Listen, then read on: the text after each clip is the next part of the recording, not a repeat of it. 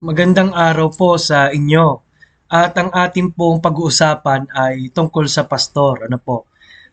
Ito po ay i-devotion ko na kasi sayang. Ito po ay gagamitin ko sa preaching sa ibang church, no? Pastor's appreciation. Total, ang ating Panginoong Hesus po ay ang dakilang pastor. Ano po? Ang shepherd ng ating pong kaluluwa. Ang Jeremiah 3:15 po ay ating babasahin.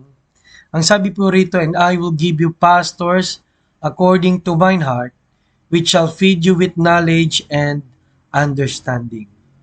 Alam niyo po, sa time po na ito ng Biblia, ay hindi po biro, no? Dahil ang Israel ay nasa panahon ng sila po ay um, hindi po maayos ang relasyon sa Diyos. Kanila pong sinusunod ay hindi po ang Panginoon, sila po ay morally at kahit yung kanila pong mga leaders ay corrupt, no? Magulo sa panahong ito sa Biblia.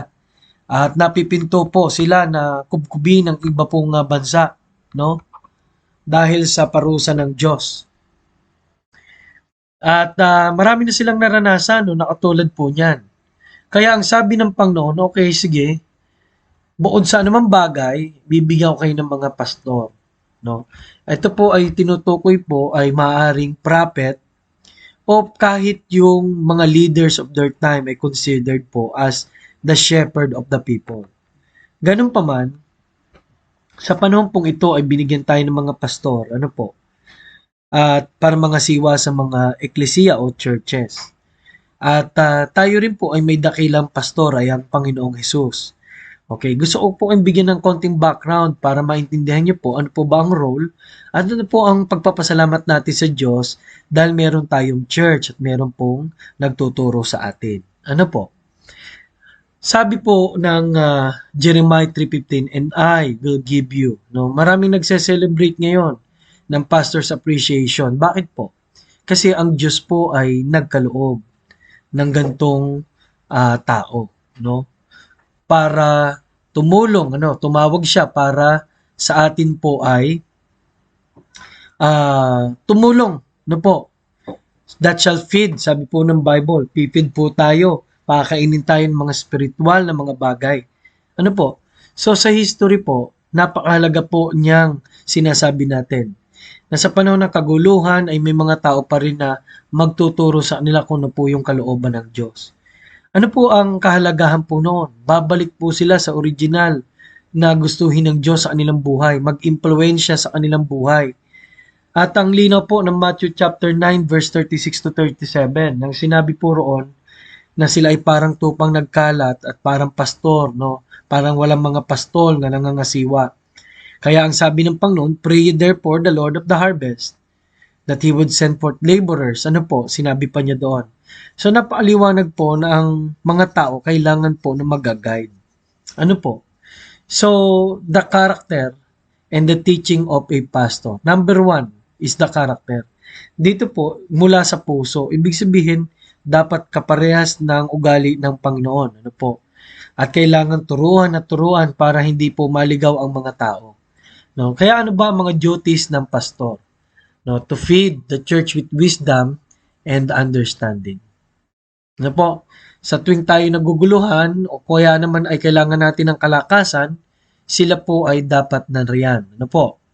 Ano po yon? Spiritual wisdom, experience, skill, and state. Sa alagayan po natin yon, kailangan po nating halimbawa sa mga kasanayan at mga experience sa buhay. Ano po? Yung application ng salita ng Diyos. Sino po magpapakita nan? Ang mga pastor. Ano po? Kahit po yung zeal o yung alab sa gawain at sa kaluluwa, dapat po mga pastor ay magiging halimbawa. Ano po ang tungkulin pa ng pastor? Manalangin. Ano po? Dalhin sa Diyos ang mga tao sa panalangin. Ano pa ho? Preserve truth and doctrine. Sila po ang tigapagpreserba ng katotohanan. Ano po? Okay. At dahil sila ngay mula sa puso ng Diyos, ay dapat iingatan nila na ang mga tao po ay wag mawala ang tiwala sa Panginoon. Kaya dapat ang isang pastor ay tunay na tinawag, may pagpapatuloy hanggang sa huli. Ano po? Ipapakilala niya yung buhay na nasa Panginoon.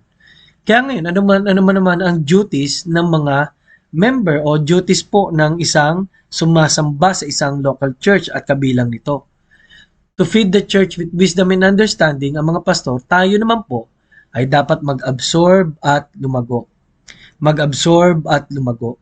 Ano po, napakalungkot po kung ang mga hinaalagaan mo kahit sa halaman ay hindi na lumalago dahil hindi nag-absorb. O, ganun din po sa mga tao. Ano pong i-absorb? Spiritual wisdom, experience, skill, ayon po sa ating kalalagayan. Ano po?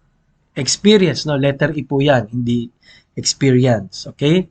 Zeal for God's glory in the souls of men. Pray. Kung tayo ay pinagpe-pray, dapat din natin silang ipanalangin.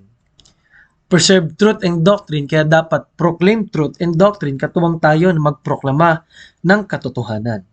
No? At dapat maging tao tayo, maging membro tayo mula sa puso ng Diyos. Ano po? Sa ating pagkatawag, sa pagpapatuloy hanggang sa huli.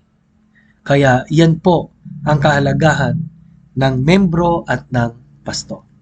Nawa po sa araw na ito ay meron po akong na-share sa inyo na magpapatibay po at magdadagdag sa ating kaalaman sa salita ng Diyos. Maraming salamat po.